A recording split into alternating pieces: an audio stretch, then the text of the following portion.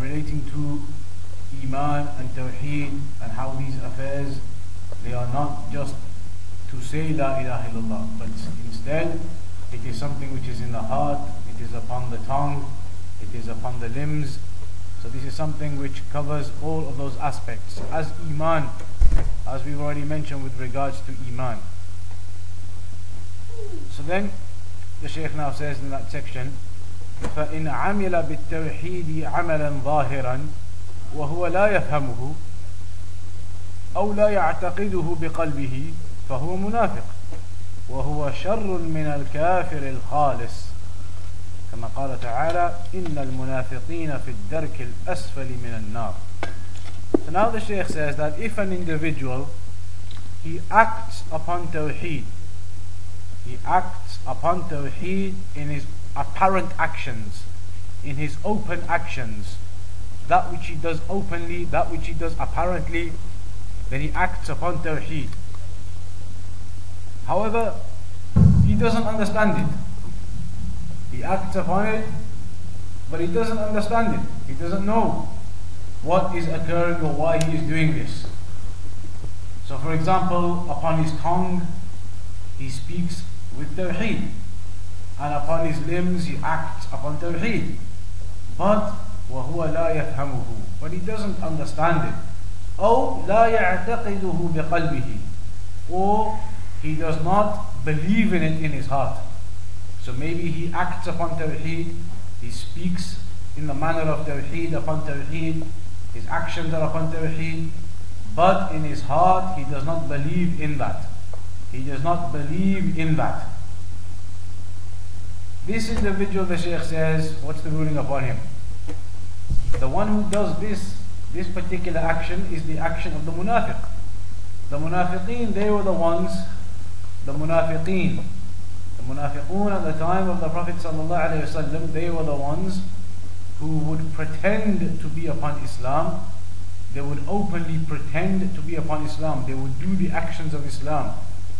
They would say the actions of Islam. They would say the speech of Islam as if they were upon Tawheed, as if they were following the Prophet Muhammad ﷺ. Openly with their actions, that's what they used to do. But secretly, in their hearts, they didn't believe in that. Secretly in their hearts, they did not accept Islam. So those were the munafiqeen. And those munafiqeen, those hypocrites, the ones who used to pretend to be Muslims and in reality they were not, Allah subhanahu wa ta'ala has said about them, إِنَّ الْمُنَافِقِينَ فِي الدَّرْكِ الْأَسْفَلِ مِنَ النَّارِ, that indeed the munafiqeen, the hypocrites, they are in the lowest pits of the hellfire. That therefore indicates, as Shaykh Muhammad ibn Abdul Wahhab rahimahullah ta'ala mentions here now, it indicates that the munafiqeen, they are worse than the open kuffar. The kuffar who are open kuffar, they are apparent in their kufr. They don't try to hide it. They don't try to pretend. They are bad, no doubt. They are upon kufr and disbelief and shirk. However, the munafiqeen, the hypocrites, are worse than them. Because the open kuffar, the ones that are apparent about it, they don't try to hide it. It's clear from them these people are kuffar. And they accept it that they are kuffar. They are open about it, nothing to hide. They are pure kuffar and they are open about it. However, the munafiqeen, they are the ones who hide that and they conceal it and they don't make it apparent. Apparently they pretend to be Muslims, but secretly they are upon that disbelief. And we mentioned already a story. That story that we mentioned about Abu Amir al-Fasiq. That individual, Abu Amir, he was from the munafiqeen. Or rather he gathered the munafiqeen. He gathered some of the munafiqeen and he told them to build that mosque. The story of Masjid Dharar. The mosque that was built next to Masjid Quba. And they built that mosque so that the munafiqeen could gather in that mosque and they could make plans against the Muslims. That's why they built it. Abu Amir al-Fasiq, he told the munafiqeen to build that mosque so they could all gather there and make plans against the Muslims. And then they invited the Prophet ﷺ to come and pray in that mosque because they thought that if we invite the Prophet ﷺ to come and pray in this masjid, then that will be the stamp of approval. Nobody will ever dare to question our masjid if the Prophet Muhammad ﷺ comes and prays in it. So they requested it from him, but he was in a battle at the time, sallallahu alaihi wasallam, and he said, when we return, then we'll come and pray in it. But as he was returning, the revelation, it came down. لا تقم فيه أبدا. Do not pray in that masjid ever. And the revelation came down and it clarified, and it became known to the Prophet ﷺ the plots of those munafiqeen. And that's why the Prophet ﷺ then commanded that that masjid should be burnt down. And that masjid, it was burnt down and it was finished. Because it had been built to attack Islam. It had been built by the munafiqeen to make plots and plans against the Muslims. Similarly, about these munafiqeen, in the beginning of Surah Al-Baqarah, at the beginning of Surah Al-Baqarah, you will find that there are several ayat talking about the munafiqeen. The munafiqeen and their actions and what they do. And it's mentioned at the beginning of Surah Al-Baqarah. In fact, at the beginning of Surah Al-Baqarah, you have 3 sections. Allah subhanahu wa ta'ala speaks about the mu'mineen, the believers. He speaks about the mushrikeen, and He speaks about the munafiqeen. So these are the munafiqeen, those who used to pretend, and in reality they were not upon Islam. The Shaykh says here now, Shaykh Muhammad ibn Ibrahim al-Shaykh, rahimahullah ta'ala, فَإِنَّ الْكَافِرَ الْخَالِص أَتَى الشَّرَّ مِنْ وَجْهِهِ. Because he says, the kafir who is open, the open, pure kafir, who is clear about his kufr, at least he is upon his kufr openly and clearly. He implements and acts upon his kufr apparently and directly. Directly he acts upon his kufr, he is upon kufr. However, the munafiqeen, they are upon their kufr indirectly. They try to conceal the fact that they are upon this kufr, upon this disbelief. That's why the Shaykh says they are worse. And then that's why the Shaykh says, Allah subhanahu wa ta'ala mentioned the ayah that those munafiqeen are in the lowest pits of the hellfire. Then the Shaykh explains, what does nifaq mean? What does nifaq actually mean? He says, linguistically, when we talk about these munafiqeen, linguistically it is from nifaq. It indicates if somebody goes somewhere or does something indirectly, not from the manner in which they should be doing it. If someone goes into something indirectly, it says here, إِذَا خَالَفَ بَابَ جُحْرِهِ, meaning if something goes into the home or into its house or into its hole, but from some indirect route. And this is what the munafiqeen, they do. They go to their kufr, but via an indirect route, via this hidden route, this concealed route where they pretend to be Muslims, but in the end the result is that they are upon that disbelief. In the Sharia, nifaq, the Shaykh says, is مُخَالَفَةُ الظَّاهِرِ لِلْبَاطِنِ, the contradiction between that which is apparent and that which is hidden. Something which is apparent and open, it contradicts that which is hidden. And that's what the munafiqeen are. Apparently and openly, they show we're Muslims. But inside, there's a contradiction because they are not Muslims. The Shaykh says, إِمَّا فِي الْاعْتِقَادِ, this contradiction from the apparent to the hidden could be based upon belief. For example, somebody who says, بِاللِّسَانِ وَيَعْمَلْ بِالْأَرْكَانِ وَلَكِنْ مُخَالِفٌ بِالْجَنَانِ. For example, somebody who speaks with Islam and Tawheed, he acts upon Islam and Tawheed, but in his heart there is no Islam and Tawheed. Then, as we mentioned, the munafiqeen have been mentioned in Surah Al-Baqarah, 13 ayat. There are 13 ayat in Surah Al-Baqarah where the munafiqeen, they are mentioned. This is the first type of nifaq, the nifaq of the heart, i'tiqadi, the nifaq of belief, hypocrisy of the heart, and that exits you from the fold of Islam. The second type of nifaq is what? The nifaq of actions, and that does not exit you from the fold of Islam. Somebody who does some actions which are nifaq or hypocrisy of the actions. So now, if you're going to picture this, there are 2 types. There is hypocrisy of the heart in belief. That is like the munafiqeen. In their hearts, they did not believe in Tawheed, they did not believe in Islam, and they pretended. So that nifaq was the nifaq of the heart, hypocrisy of the hearts, of belief. So they were outside of the fold of Islam. Then you have hypocrisy of actions, not necessarily of belief, but of actions. And that is something that even a Muslim could fall into. Even a believer may fall into those characteristics of actions, hypocrisy of actions. And that's mentioned in the hadith of the Prophet ﷺ, the three characteristics of an individual which are characteristics of nifaq, the characteristics of hypocrisy. Firstly, إِذَا حَدَّثَ كَذِبْ. إِذَا حَدَّثَ كَذَبْ. That if a person speaks, he lies. An individual who speaks, he lies. That indicates that this is one of the characteristics of the munafiqeen. Because when they used to speak, they used to say, we're Muslims, we're upon Tawheed. But in reality they were lying. Because in their hearts they didn't believe any of that. So this is a characteristic from the characteristics of the munafiqeen. That a person, he speaks and he lies when he speaks. Secondly, وَإِذَا وَعَدَ أَخْلَفْ. If a person makes a promise, he breaks his promise. He promises something, I'll do this, I'll do that, I will do this for you, do that for you. But then he breaks his promises and he doesn't keep his promises. That's a characteristic or a description of the munafiqeen.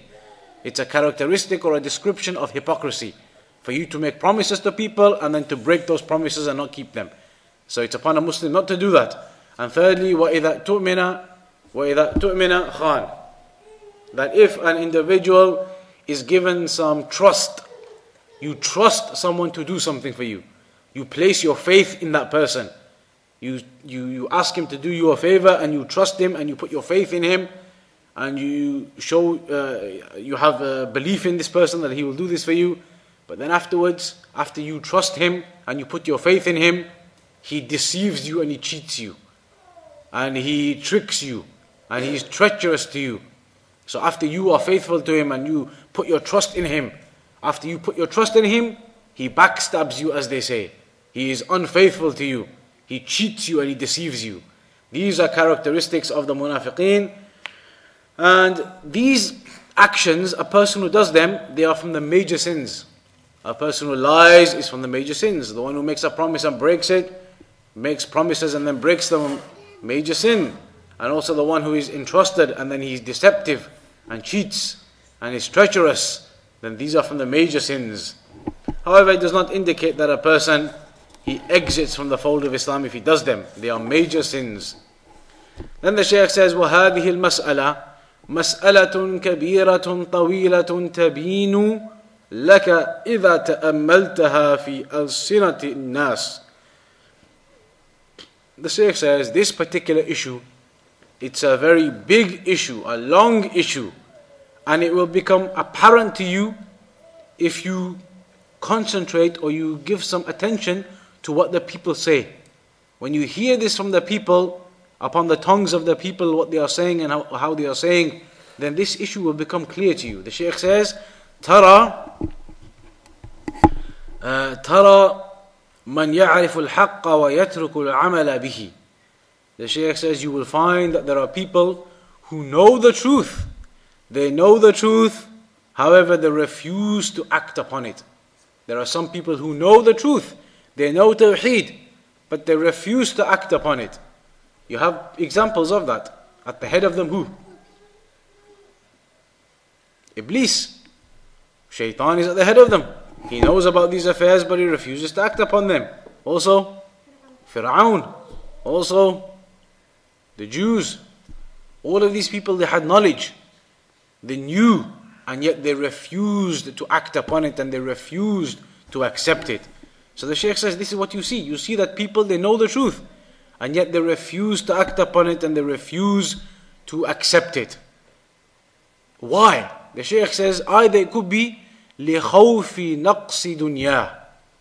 Either because they are fearful that if they act upon that, then they may lose some of their worldly gains. Some of the things which they have gathered in this world, their wealth and their money and other things, they fear that they might lose that if they go and act upon this religion as it should be acted upon. They fear they might lose these worldly gains. That's one thing that maybe prevents some people. Similarly, أَوْجَاهٍ, their rank and their status. They might fear that they will lose their rank and their status if they act upon it. Something similar to that is the story of Abu Talib that we mentioned. Abu Talib, he refused to accept because he feared his rank and status. He feared that all of the people would abuse him and curse him and make a mockery of him. That you've left the religion of your forefathers and gone to the religion of this madman, as they used to say. Gone to the religion of this magician, as they used to say. So that's another thing the Shaykh says that might prevent somebody from accepting the truth. their rank and their status and their honor. They think that they will lose their honor if they accept this truth. Similarly, أو مدارات, that they want to keep everyone on side. They want to keep people on side. So they don't want to lose any friends, they don't want to lose any companions, they want to keep good relations with everybody, so they refuse to accept the truth. Because they know if they accept the truth, then they may lose some of these friends, they may lose some of these companions, they may lose some of this friendship. So because they want to try and keep everyone on side and keep everyone happy, then they refuse to accept the truth too. That could be another reason why this causes them to refuse to accept the truth. وَتَرَى مَنْ يَعْمَلُ بِهِ ظَاهِرًا لَا بَاطِنًا. And the Shaykh says also, from amongst the people, if you look at their state of affairs, you might see that there are some people who act upon it openly, but in their hearts they don't really know what's going on and they're not really upon that. Openly they act upon it, openly they do it, but secretly in their hearts they're not really upon that, and they're not established upon Tawheed, and they don't really understand Tawheed. In their hearts they're not really upon it, but openly you might see them doing it. فَإِذَا سَأَلْتَهُ عَمَّا يَعْتَقِدُ بِقَلْبِهِ فَإِذَا هُوَ لَا يَعْرِفُهُ. These people who act upon Tawheed, some of them, they are acting upon the religion as they should be. If you were to ask them why, what is it that you believe in your heart, what's your iman, what's your belief, the Shaykh says they won't even know. A lot of them, they don't even know. This is the ignorance amongst the people. So the Shaykh says that this is the case, that you will see these types of people. Even some of them now, as he says, they will be acting upon it. They will be acting upon it. However, when you ask them why and what's your belief and what's your aqidah, then a lot of them, they don't know what to say and how to answer. So this is the reality and the state of affairs of the people the Shaykh mentions. Then, to conclude the book, the Shaykh says, وَلَكِنْ عَلَيْكَ بِفَهْمِ آيَتَيْنِ مِنْ كِتَابِ اللَّهِ. The Shaykh says, you must understand two ayat from the Quran, from the book of Allah subhanahu wa ta'ala. Two ayat, you must understand them. أولاهما, the first of them, ما تقدم من قوله تعالى لا تعتذروا قد كفرتم بعد إيمانكم. The first of them is the ayah which has already gone by, which was the ayah about those individuals who were making a mockery of the companions, and then it was said to them, do not make your excuses now, you have disbelieved after your iman. Here with regards to this ayah, the Shaykh says, فَإِذَا تَحَقَّقْتَ أَنَّ بَعْضَ الصَّحَابَةِ الَّذِينَ غَزَوْا الرُّومَ مع رسول الله صلى الله عليه وسلم كفروا بسبب كلمة قالوها على وجه المزح واللعب تبين لك أن الذي يتكلم بالكفر أو يعمل به خوفا من نقص مال أو جاه أو مدارات لأحد أعظم ممن تكلم بكلمة يمزح بها. If you, the Shaykh says, recognize that some of those people, some of those companions, some of those people who were with the Prophet ﷺ at that time, in the battle of Ar-Rum, they fought with the Prophet ﷺ. However, when some of these individuals, they were joking and they were killing time, as they said, and they were making jokes with regards to the religion. Some of those individuals, they were making jokes with regards to the religion. When that occurred, it was said to them that they have said a speech or a type of mockery which is against the religion, and they have committed kufr, even though they said they were joking and they were just messing about. So then the Shaykh says, if that's the case with them, then you will recognize that the one who speaks with actions of kufr, or with speech of kufr, somebody who speaks words of kufr, and somebody who acts upon kufr, he acts upon actions which are kufr, which are disbelief, which are not permitted, haram, because he is fearful that he might lose his wealth if he doesn't, or he might lose his rank and status and honor if he doesn't, or he might lose his companionship and his friends if he doesn't, then that is greater than the one who says those things in a joking manner. Somebody who jokingly mocks the religion, then that is, like here it says, it's an act of kufr. However, somebody who says that because he fears losing wealth, or he fears losing his status and rank, or he fears losing his companionship, then that affair is even greater. His issue is even greater. That's the first one. وَالْآيَةَ الثَّانِيَةِ, the second ayah, قوله تعالى مَنْ كَفَرَ بِاللَّهِ مِنْ بَعْدِ إِيمَانِهِ إِلَّا مَنْ أُكْرِهَ وَقَلْبُهُ مُطْمَئِنٌ بِالْإِيمَانِ. This is the final issue the Shaykh concludes the book on, which is the ayah of Allah subhanahu wa ta'ala that whoever disbelieves after his iman, whoever commits kufr after his iman, except for the one who is forced or compelled, and in his heart he is content upon Islam. In his heart he is upon Islam, but he might be compelled or forced to say something which is against Islam, to say some words which are words of kufr. He might be compelled. Someone says to him, I'm going to kill you if you don't. They put a sword to his neck. If somebody is compelled and forced, then that's the issue which is different. In his heart, he believes in it completely, Tawheed and Islam.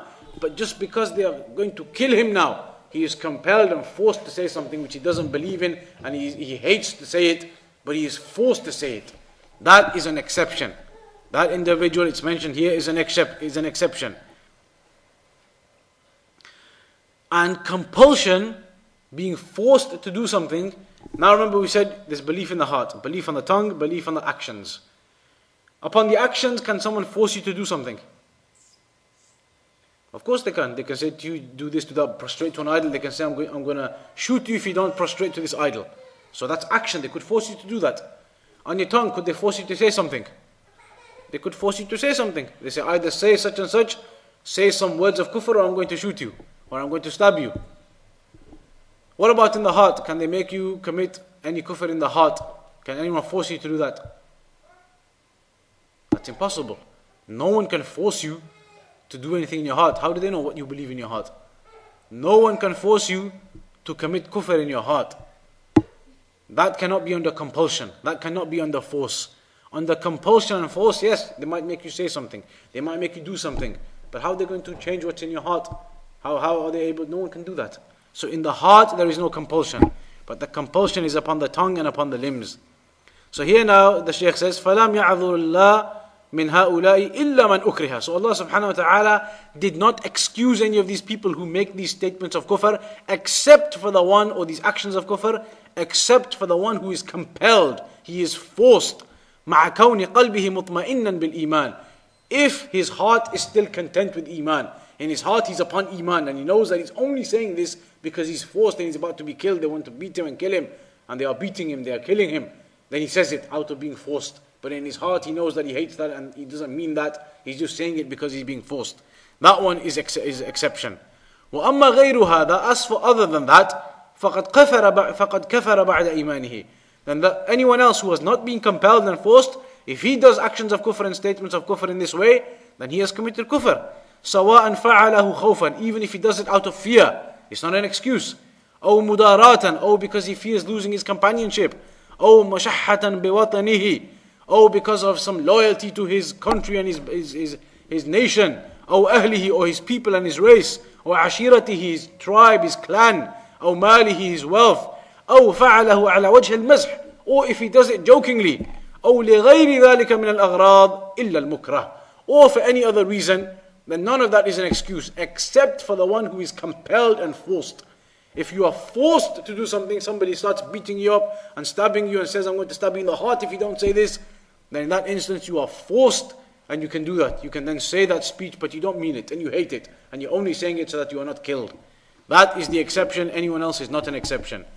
وَالْآيَةَ تَدُلُّ عَلَى هَذَا مِنْ جِهَتَيْنِ. The ayah, it explains that from two angles.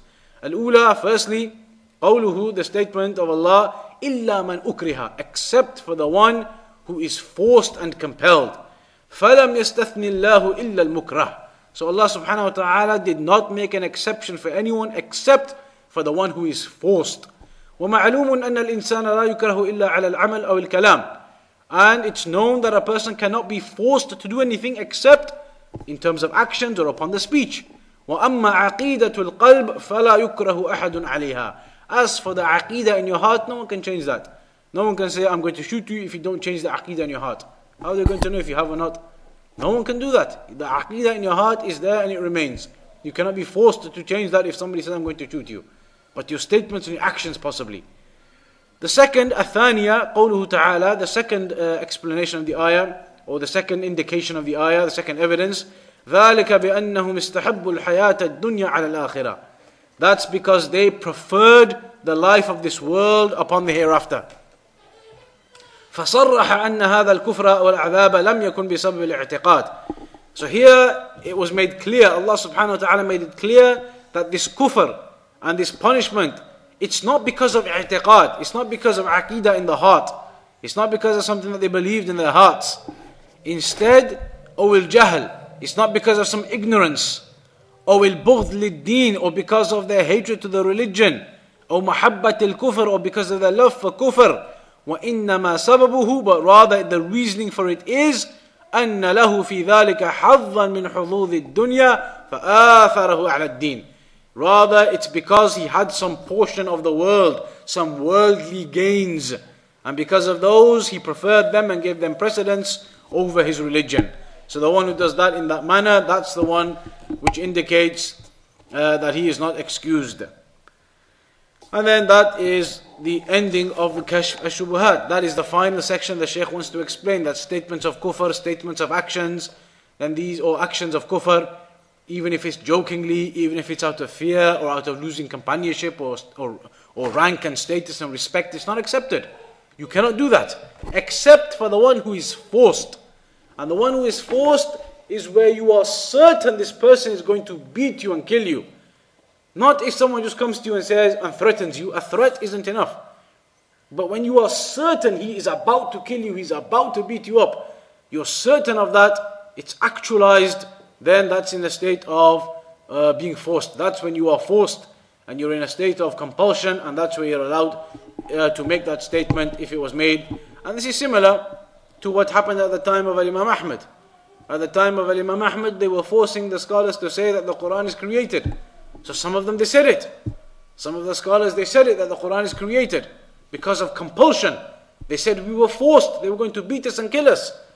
But then Imam Ahmad, he refused. He was beaten and he was hit, but he refused to do it. And he said to the others, he said to them, did they beat you up? Did they beat you up and make you say it? They said no. Imam Ahmad said to them, they only threatened you. They only threatened you. They hadn't even done anything yet. They hadn't even beaten you yet. How are you saying you were forced? If they started beating you and hitting you, then you could say, okay, we were forced. So Imam Ahmad, he didn't agree. Imam Ahmad, he refused to say it.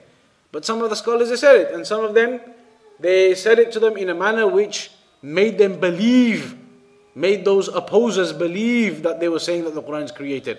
So one of the scholars, he said, he used his fingers. He said the Quran and the such and such and the such and such and the such and such, and he mentioned some things, the Quran and this and that and humans and some other things.